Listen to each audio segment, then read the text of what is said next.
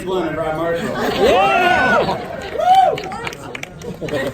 No. Hi, everybody. Thank you guys for joining us today. I'm Mark Snedeker from Entertainment Weekly, and of course, I'm so excited to be sitting here on the stage with the director of Mary Poppins Returns, Rob Marshall, and with Mary Poppins herself, Emily Blunt. So,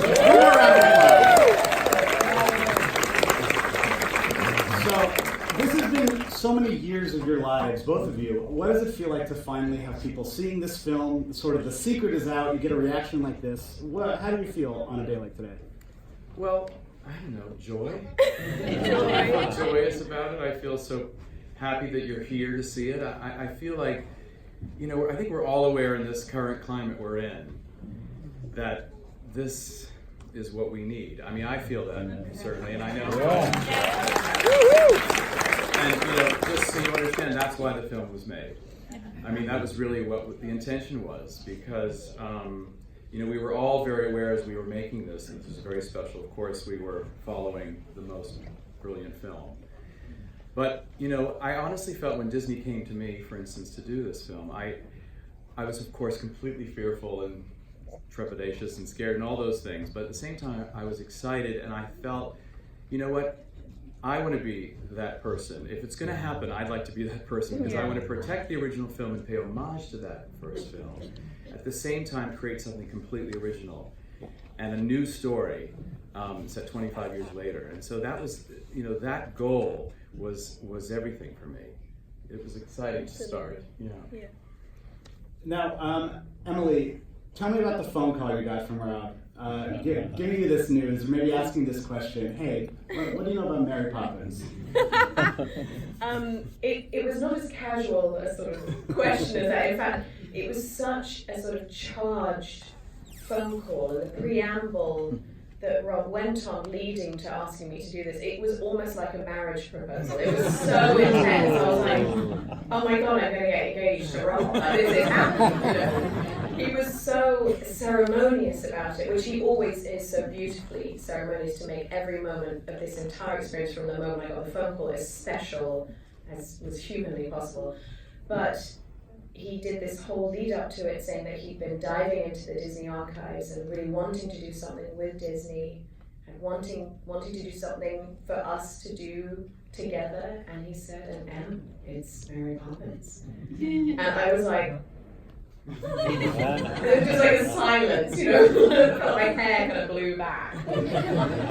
You know, fear and thrill and joy. It was so many feelings simultaneously. It was a rather hard moment to sum up. But it was an instantaneous yes because of Rob, because I knew that he would make something so special. This is a man who knows how to dig for the gold in every department, and that I was in safe hands, because I knew a character as iconic as this that has really been seared into people's memories, you know, and made such a profound imprint on them, that I had my work cut out for me, and I knew if I were to do it with Rob, that he'd protect me and allow me to take a big swing and make her my own. But can I just say, there's not another person on this planet that could play this part. And I have to say, it's a very sophisticated performance, because at one, you know, right? I agree with you, because I mean, I have to say, you know, because you're playing this very stern and sort of reserved nanny, and underneath there are these layers of, and you see those glimpses of humanity and humor and vulnerability and warmth, all of those things. So it's not a cartoon. It's a real live person, and my favorite thing about you, Em, is that you don't wink at it. Do you know what I'm saying? It's played with such honesty and truth. Plus, you sing and dance, and I mean, it's, you know, and you're British, by the way. You know? Oh yeah. So I mean, in a way, I have to say, for me, in casting Emily, it was the easiest decision of all. I had just worked with her on Into the Woods, and she was so exquisite in that. But there's no one else. In fact, there would be no film without Emily. That I know. Robbie.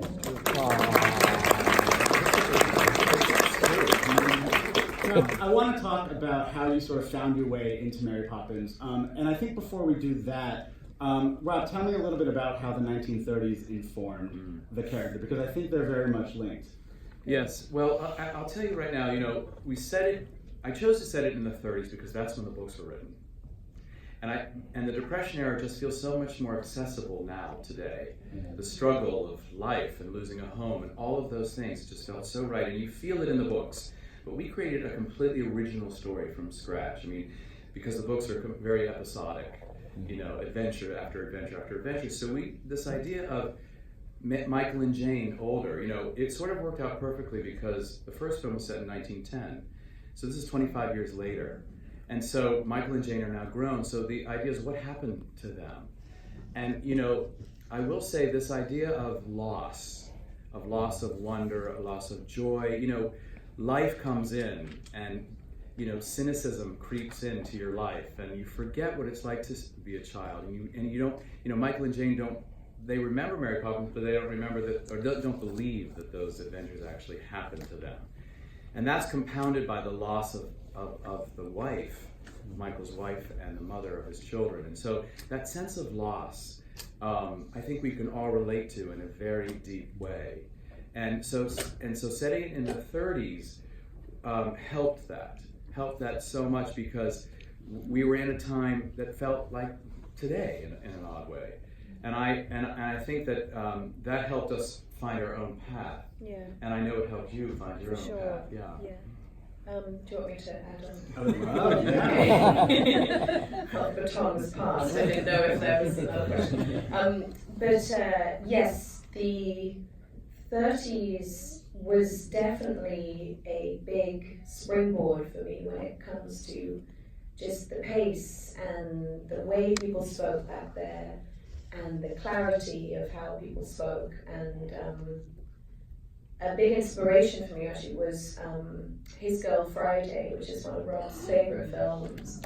And such an awesome film and such an awesome performance by Rosalind Russell, who just comes in like a tornado, and she's so exciting to watch and clever and fast. That cadence that she had was a big inspiration for me, similar time period, all of that. Princess Margaret, also quite a good inspiration for me, sort of a weird amalgamation of the two people I just described. But I think I wanted, because she is a woman who can get things done, and because she is so magical and yet so practical, it's like, how do you find the voice that not only brings order to chaos in the practical way that she does, but there's a musicality to it, there's a lightness, there's a pace to it that it's like everything is dour and everything is sad and everything is heavy, and that she has to feel light, and come in like that. No, I was just saying, I flashed on the first day of rehearsal with Emily. We had over 2 months of rehearsal because on a film of this size, it's like doing 3 movies at one, because it's an original musical, and you have kids and CGI, and you have animation, which was all hand-drawn, by the way. All 2D animation was all hand-drawn, because we wanted to do it in sort of a classic style. But that first day of rehearsal, we did the scene that Emily walks into the house, 17 Cherry Tree Lane, and she walks in, and Michael and Jane are there. And I remember we said, well, let's just try it. Let's just put it on its feet. And so Em walked in and started to go, and I just saw her. Immediately, I thought, oh my God, that's Mary Poppins. I mean, it was like, I knew, of course, it would be, but to see it happen in front of me, Emily knows, she makes me cry. I started to cry because I thought, well, there it is. There it is. It was so sure-footed already. We had just started. It was just brilliant. And then you got even better than that every day. It's true. It's true. Emily, you said something that rocked my world, truly. Wow. I'm sorry. But you said Mary Poppins is the most empathetic character you'd ever played. Sure. I remember thinking, well, we see her check her appearance in the mirror. You think of like almost the vanity of it, which distracts you from this idea that actually, yes, she is completely selfless. Can you tell me remember what you said? Sure. Well, I think that is the strange duality of the character, that she is incredibly vain and very rude, And I think that's what I found so delicious about her, is that you have got this incredibly stylish, self-important person who is unlike anybody else, and she loves that about herself, you know, but actually at the core of her, if you think about what real empathy is that there's nothing manipulative about her generosity. She absolutely recognizes what you need and she gives it to you, but in a way that has such a kind of enigma to it that it completely becomes about you and not about her. And indeed, she takes no credit for what she does ever. She almost pretends the adventures don't happen. So as these magical journeys are sort of shape-shifting people in a way that they don't even realize at the time, the kind of gratitude that they have for her at the end is reciprocated by her sort of leaving, you know. It's like, it's just so beautiful, actually, and I think that's real empathy. That's really knowing how to give. I love that. Great. So beautiful. Now, we heard some applause for the animated number, Yeah. which I know was the first thing you shot, actually, on the day, It the was, first yeah. day. Yes. How did that sort of set the tone or the standard for this production? For Oh, that to wow. be the first thing you did? It was such a launch, wasn't it? It was a So, launch. I yeah. mean, we were into the hardest part of the filmmaking right from the beginning because you had to organize not only the animators who were there with us, helping us figure out where things were, but you had dancers and, of course, Emily and Lynn dancing and the kids as well. But it was also, there was CGI elements to it as well, and music, 2 big songs, 2 new songs. So, you know, period costumes. I mean, it was a big, huge, let's just go. And the kids had never done green screen before, so Rob would be like, "There's an elephant, and there's this," and the kids were like, "I take this ball, I take this ball," and they just like, they had no idea what was happening. Do you remember? Yeah, they were so cute about it. And there's a monkey on your head, and the kid was like, "Ah!" And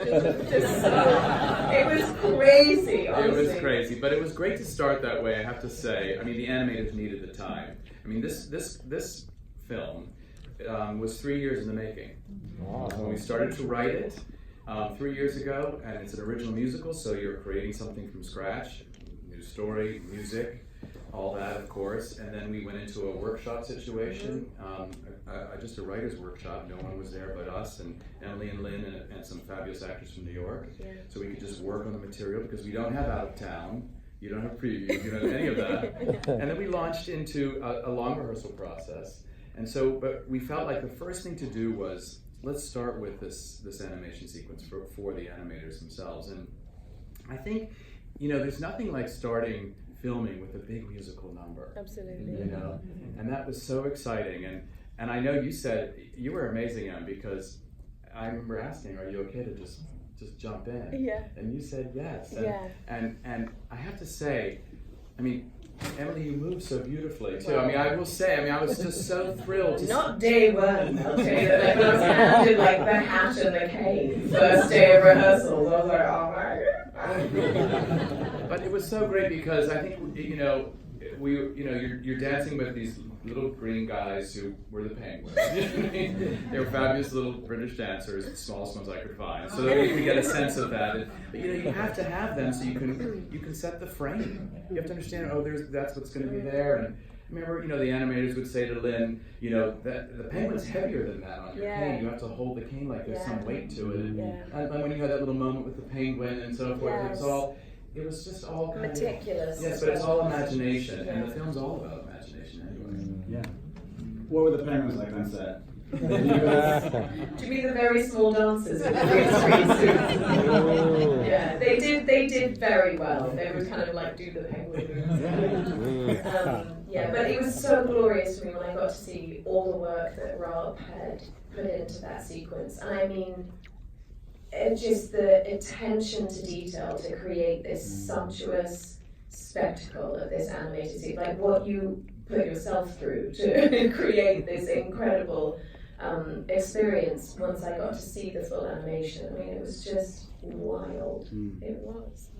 Now, I want to ask about the most emotional day on set. But I actually think, I wonder if you can guess each other's, because I feel like you might be able I to. know, Rose.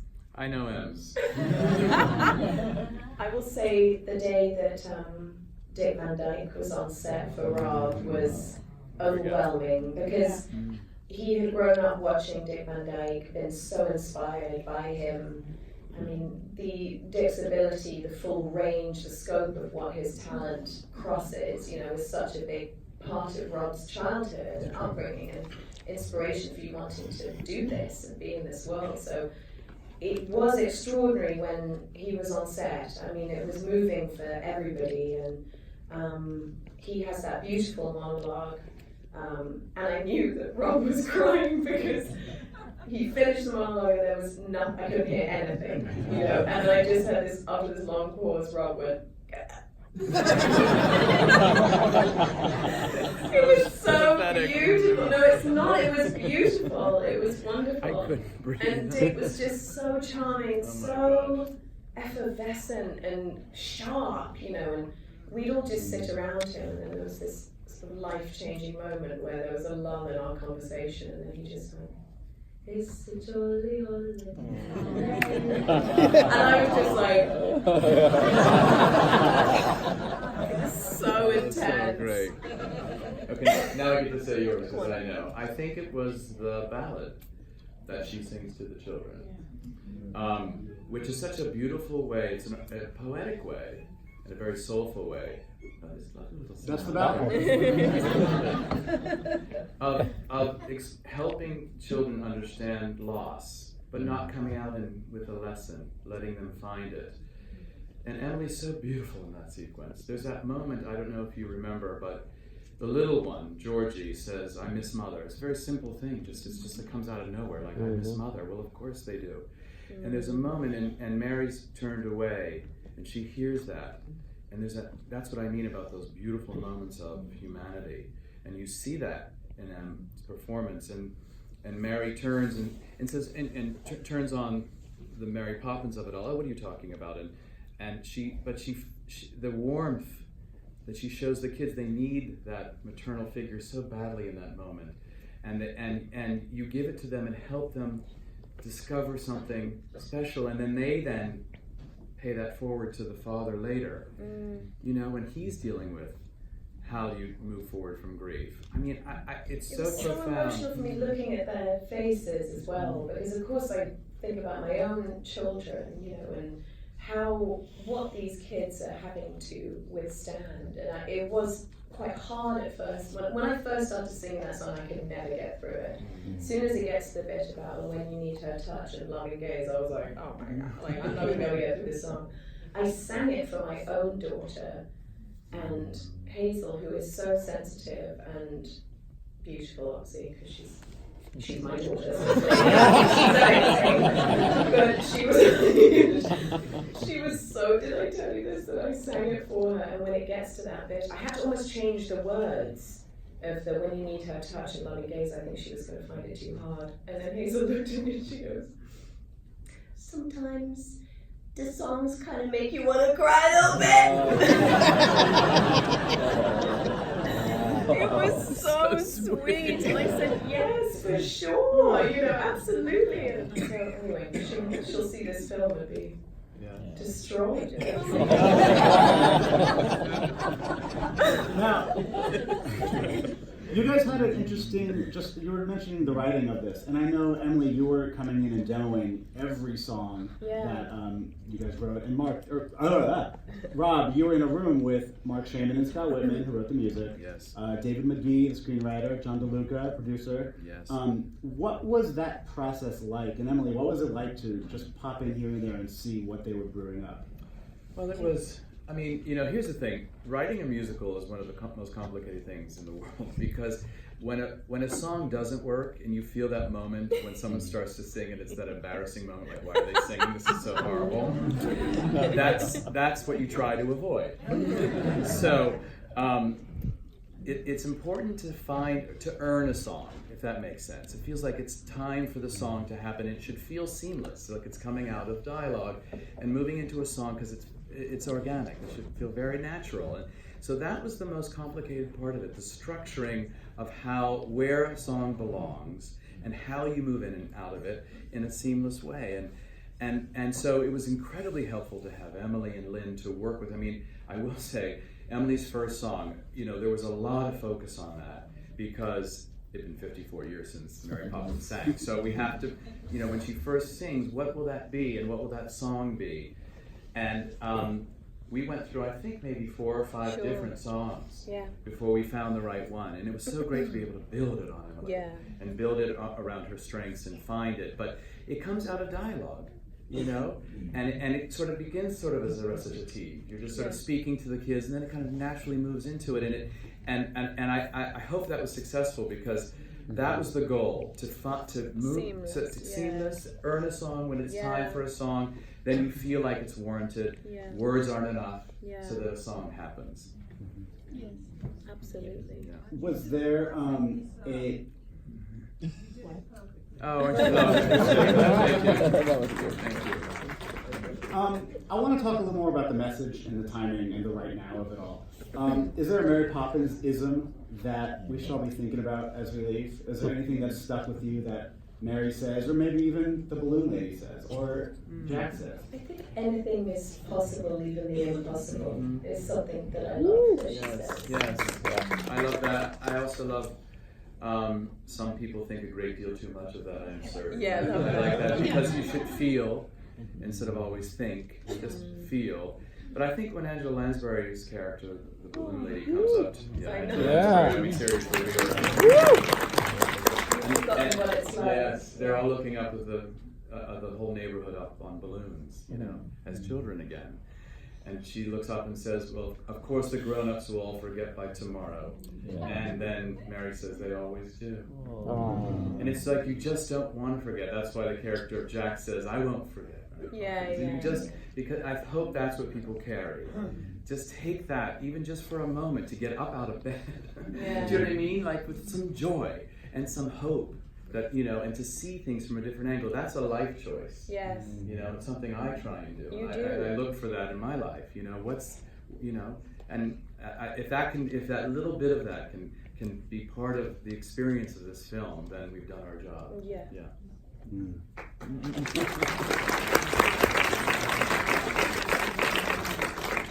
This isn't the right next question to ask, but it just popped in my mind. Emily, do you have a preferred mode of transportation? Is it balloon? Is it umbrella? Or a kite. Is it bicycle, kite? Yeah. Well, as Rob knows, I'm not very good on a bicycle. Tell her about you on the kite.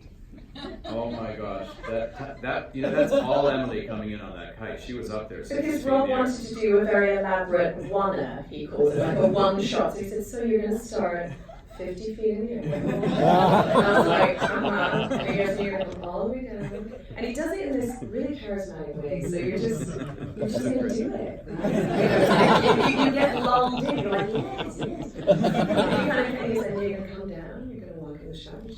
Here she is. And I was like, that sounds like I can do that. And when you are 50 feet in the air, you're like, well, I can't do this because this is very frightening. Lin-Manuel Miranda was like that big. So I realized that the only place I could look when I was up there was sort of directly up, because then I had no point of reference. I was taller than the trees, and then I'm not Tom Cruise. It's not. It's just, I don't know if I want to hang by one wire, like, and that's it, but then because Rob does create this incredible atmosphere for you to work in, the music was blaring from the speakers, and so it was transporting. And then to the point where once I landed and you said cut, I think the focus puller came up to me, Dave, and he goes, "Oh, really emotional watching that." Because it was like so sweet, that the music, it was like, no, because she's back, and it's like, I got really emotional.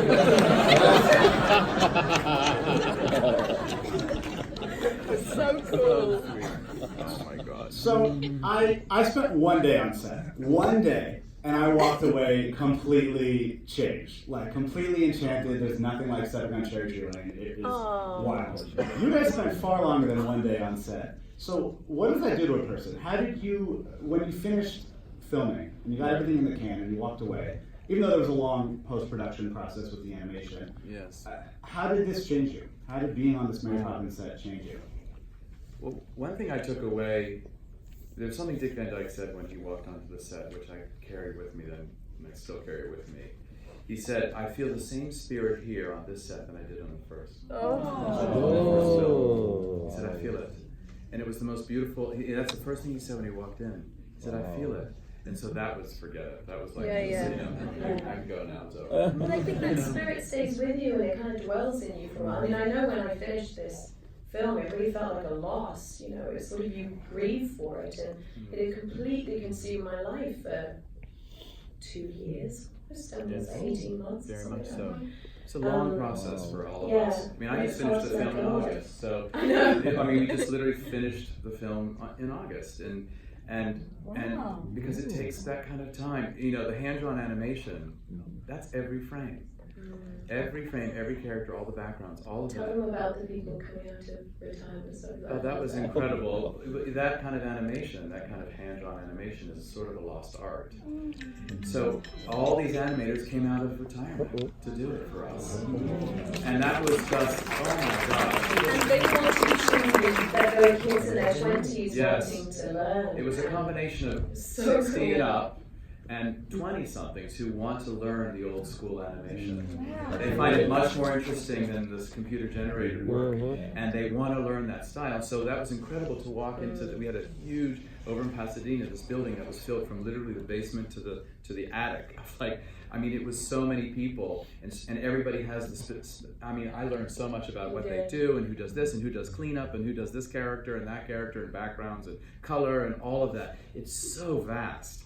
And to see it done like that instead of one guy at a computer screen, it was so important to meet those people and feel their passion. That's what I felt from everyone on this film, the passion. Yeah. I hope you felt that in every frame, because that's honestly what came across. It's why Meryl Streep said yes to this immediately, and Colin Firth and these great actors all wanted to be part of this film now. And that passion was what guided us throughout this whole film. Yeah. Do you still get emotional when you see it? When you see it played back to you? I will say I do. I mean, Ben Whishaw makes me cry. I mean, he is extraordinary as Michael. Emily Mortimer is extraordinary too as Jane. I find her so interesting and warm and lovely. There's something about, if it's well told, when you see it again, it stays alive. And even though I've seen it a million times, you know, Emily's performance is transformative. Every time I'm always discovering different things. You know, because I come from the theater, I always say to John Luke, I'd say, that was a really good performance today, wasn't it? But it's the same one over and over. But I feel that when I watch it, she was good today, wasn't she? It's like, poor kid. But I will say, editing Emily's performance, working on her performance throughout this was such a joy for me, because I think we really get each other. We do. I really get Emily, and I see what she's playing. I always see what she's playing, and I see her humor, so funny, and so smart and so clever. And you've done the impossible. I hope you understand that. It's impossible to do what you've done. You've done it, so just so you know. Round of applause for Mary Poppins.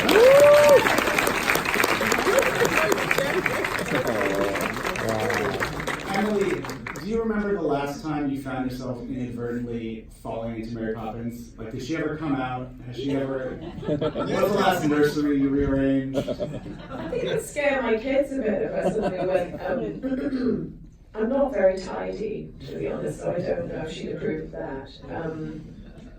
I don't know, I think in some ways, I think I learned so much about the right way to be from her, you know, deep down.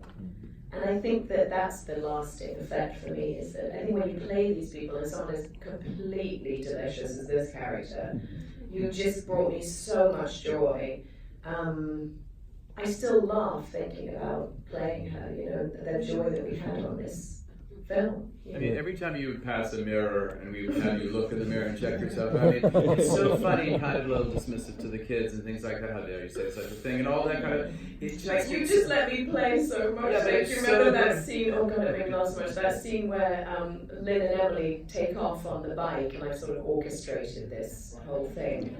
And Rob just said, you can say whatever you want. It's like, right, that's enough. It's like, Rob let me just do whatever I wanted to do. It was so because joyful. you own her, and you've understood her. Like she's made that all happen, then she's moving on. So I mean, even your last look in the film, you're looking back and with a lovely smile, and then it's on to the next thing, and that's so beautiful. And I will say, you asked, do we get emotional? I get emotional when they say she's left, hasn't she? She's gone. It's like, oh. God. Do you know, I've never seen it with an audience, and I can't wait for the premiere. Because that will be I've seen it by myself or with John, and that's it. So I want to see it Well, with people. you're in for a treat. Yeah. I can't You're in wait for a for treat. that. It's quite That will be yeah, cool. Yeah. Well, I think that brings us to a lovely close. Unless there are any parting words. Thank you, just thank you very much. Thank you.